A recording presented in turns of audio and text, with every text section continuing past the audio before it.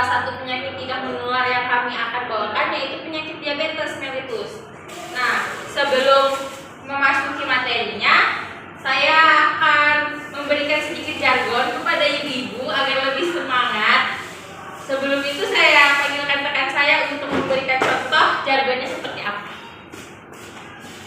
Oke, baik ibu-ibu, di sini saya akan memberikan jargon sebelum kita memulai penyuluhan biar ibu-ibu semuanya makin semangat mengikuti penyuluhan ini. Jadi ketika saya bilang cegah diabetes mellitus, ibu-ibu semua menjawab hindari makan manis karena hanya kita yang manis. Gimana? Paham semuanya?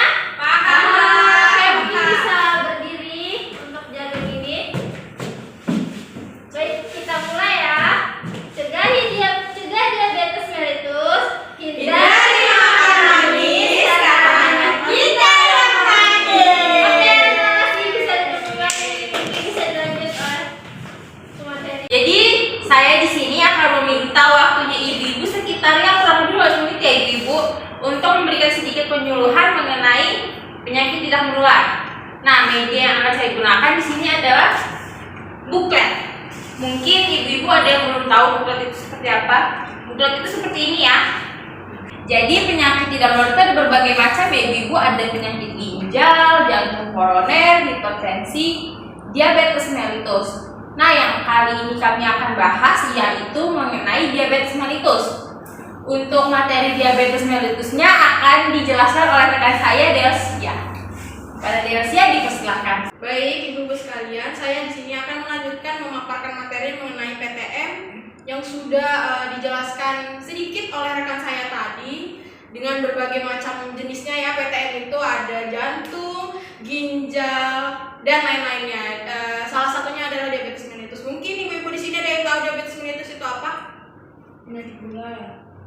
Baik, benar sekali tadi ya. Untuk diabetes mellitus tadi itu tingginya kadar gula darah.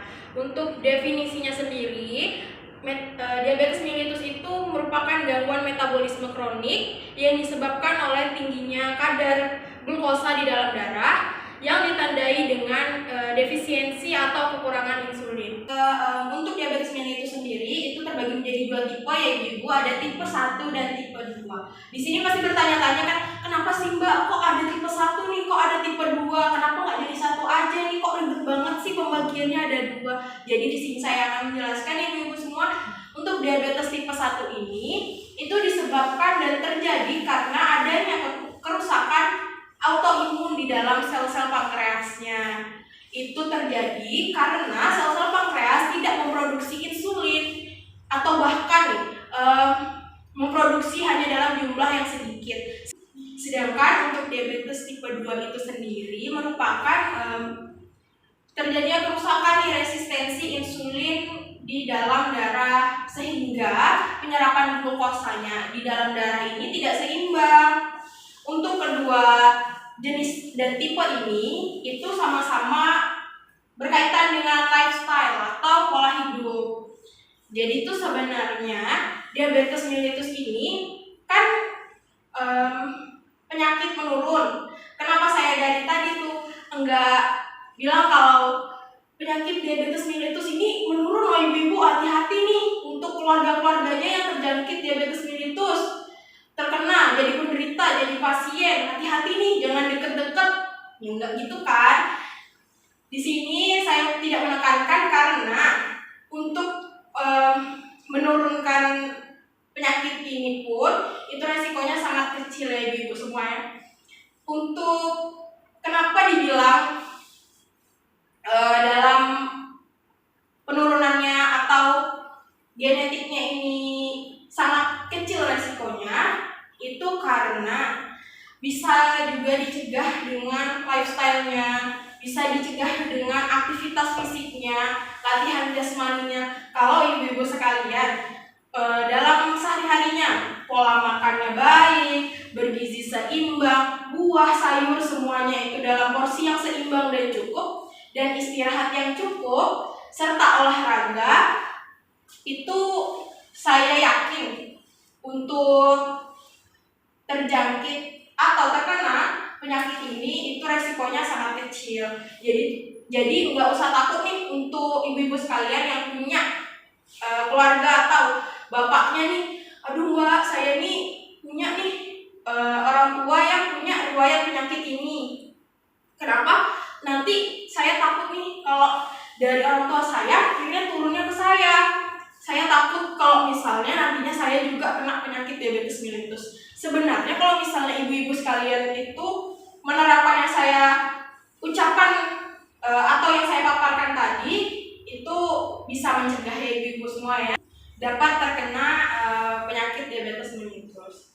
Diabetes mellitus ini juga ada beberapa faktor yang mempengaruhi, diantaranya ada faktor genetik atau keturunan yang saya sudah paparkan tadi mengenai tentang dari orang tua penyakitnya turun ke anak.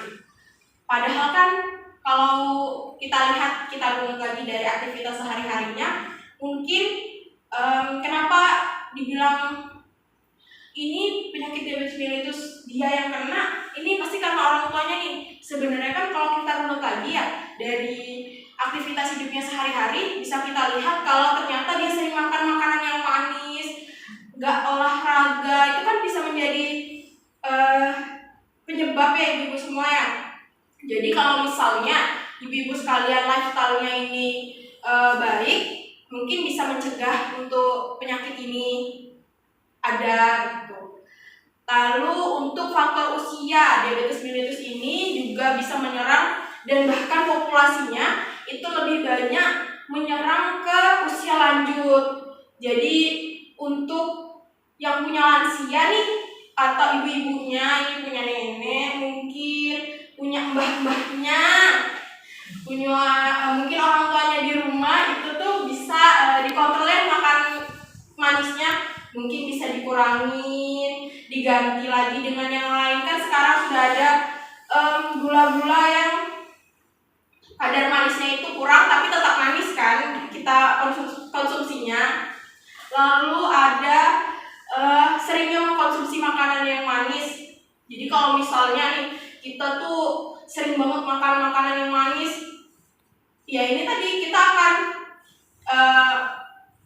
datangkan penyakit diabetes mellitus ini. Lalu untuk faktornya lagi 3. Jadi selain itu ada juga mengenai tentang faktor kelebihan berat badan dan penggunaan obat-obat tertentu. Sekarang kita beranjak ke ibu-ibu mengenai tentang apa sih gejala-gejala orang-orang yang terkena penyakit diabetes mellitus. Gejala-gejalanya ini biasanya sering merasa lapar, sering buang air kecil, sering merasa haus. Itu ya ibu-ibu beberapa gejala-gejala yang sering biasanya ditunjukkan oleh orang-orang yang punya bergejala bergejala. 3. Baik, setelah tadi kita mengetahui tentang faktor-faktor penyebabnya, sekarang kita beralih ke gejala apa aja sih yang mempengaruhi adanya penyakit diabetes mellitus, dan kita bisa melihat tanda-tandanya melalui gejala ini. Di antaranya ada sering merasa lapar, sering buang air kecil, sering merasa haus, lalu jika memiliki luka, lukanya sulit sembuh, dan sering terjadinya infeksi pada luka itu. Seperti yang kita ketahui bersama ibu-ibu ya, kalau untuk diabetes ini rentan sekali kalau misalnya kita punya luka, dan biasanya untuk orang yang atau pasien penyakit diabetes mellitus ini itu susah sekali untuk sembuh. Kalaupun itu bisa, biasanya melalui amputasi, tindakan lebih lanjut oleh dokter yang lebih ahli. Terus 3. untuk pencegahan diabetes mellitus melalui gizi seimbang akan disampaikan oleh rekan-rekan saya kepada rekan saya. Sudah, saya persilahkan. Cara mencegah diabetes ini bisa kita lakukan dengan tadi cara yang telah teman saya sebutkan, yaitu menggunakan pola hidup yang sehat. Nah, salah satu pola hidup yang sehat itu adalah memakan makanan yang bergizi.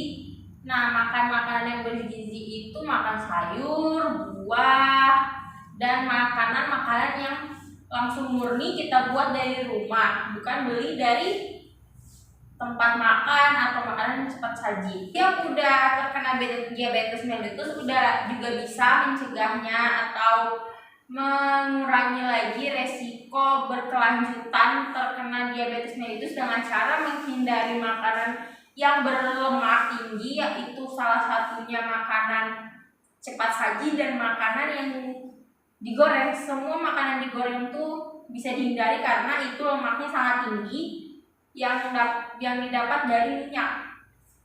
Nah, hindari juga makanan yang banyak mengandung gula sederhana, contohnya gula pasir, gula aren, gula merah, semacamnya, sirup, minuman kemasan, es krim, coklat, dan lain sebagainya yang manis-manis.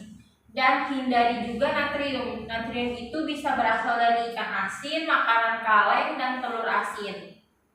Cara mencegahnya dengan cara berolahraga, makan buah dan sayur sebanyak 3-5 porsi per hari, hindari merokok atau yang merokok kalau bisa berhenti, baru kelola stres, jadi jangan stres ibu-ibu ya.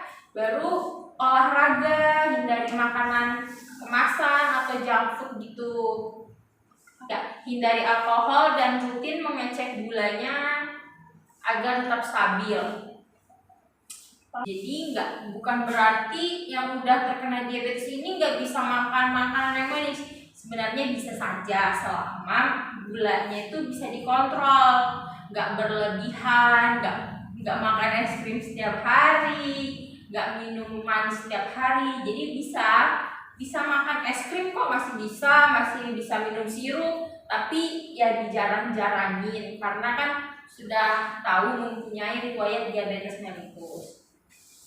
Mungkin sekian materi dari kami, kurang lebihnya mohon maaf. Semoga materi yang kami sampaikan bisa bermanfaat untuk ibu-ibu, untuk keluarganya mungkin juga bisa bermanfaat. Sekian, wassalamualaikum warahmatullahi wabarakatuh.